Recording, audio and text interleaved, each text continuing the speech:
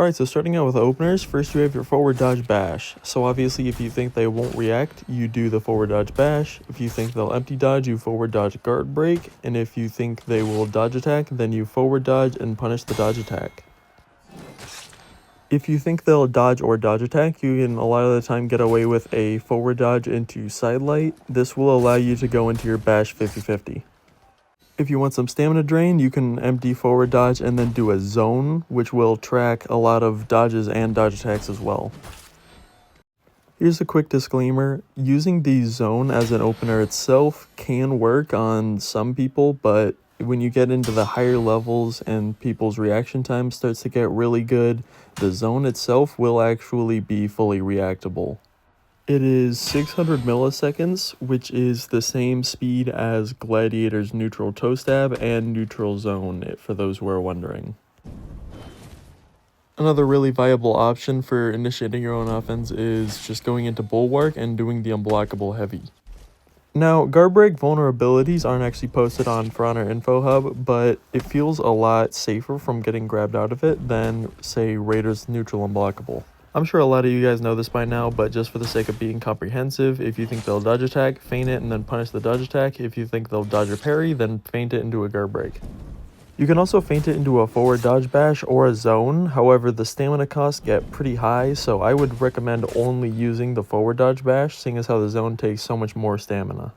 It's pretty easy to put them out of stamina with this, especially if they go for a parry on it and if they had low stamina before. However, you really need to watch your own stamina if you choose to continue your own offense after this. And honestly, his max set of stamina punishes are all pretty average anyway, so it might be worth it to just keep them low stamina and in a state of stamina pause, rather than actually fully putting them out of stamina and maybe putting yourself out of stamina doing so. For chain offense, the biggest thing you're going to want to do is an opener light into either a bash or an undodgeable heavy. Another thing you can do is go into Bulwark Unblockable after the neutral light, and this will be able to catch dodges and early dodge attacks if they think you'll bash. On top of catching those options, it'll also be another mix-up that they'll have to face if they choose to not dodge the bash at all. After landing any light or heavy or having your heavy blocked, you can enter all guard and go into a unblockable. I usually use this to continue my offense after doing the bash and dodgeable 50-50. His bulwark counter has a lot of uses. I'm going to try and get a lot of them, however it's inevitable that I'll miss something. You can flip literally anything in the game other than some projectile and explosive feats, Nucia's traps, and guard breaks. So obviously enough, you can punish bashes for more damage than you otherwise would have gotten with a dodge attack. You can also use this to make it a harder read for your opponent's offense. Normally, Griffin's kick or undodgeable light is a 50-50. However, if you just blocked the Griffin's heavy, then you'll be able to flip the kick and the finisher light. Keep in mind that you will not be able to flip either option if you just got hit by the second attack in Griffin's chains. Here's another example of making your opponent make harder reads. For variably timed bashes, you can dodge level 1 and 2 and then flip level 3. You can also flip 400 millisecond chain lights if you just blocked their heavy. Here is showing that you can flip Nucia's heavy and be safe from her trap feint. Since you can enter Bulwark out of a recovery, you can use the Bulwark flip to punish dodge attacks as a recovery cancel. The only attacks that you can recovery cancel though are lights or heavies.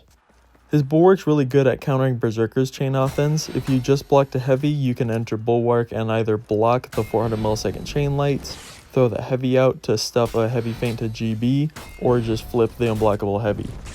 With Conqueror's forward dodge bash, normally you'd either have to dodge super early and get your guard break punish, or you'd have to make a 50-50 as to whether he's gonna all guard or not, and then guard break if he all guards or dodge attack if he doesn't.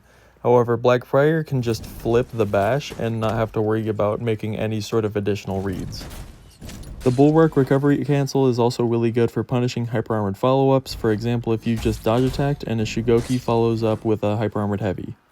Instead of listing off all the characters whose deflex he can flip, I'm going to list the two characters whose he can't, and those are Shinobi and Berserker. Any sort of superior guard block will make his lights or heavies just bounce off, so he will not be able to flip the punish. Since Bulwark defends from all direction of attack, it's really good for punishing characters who have soft feint lights like Aramusha or Peacekeeper. With Hatun, he can take it a step further by also punishing her soft feint into bash. Keep in mind in this specific matchup, you will be punished by heavy feint to guard break, heavy soft feint into fear and fury into light, and heavy soft feint into heavy.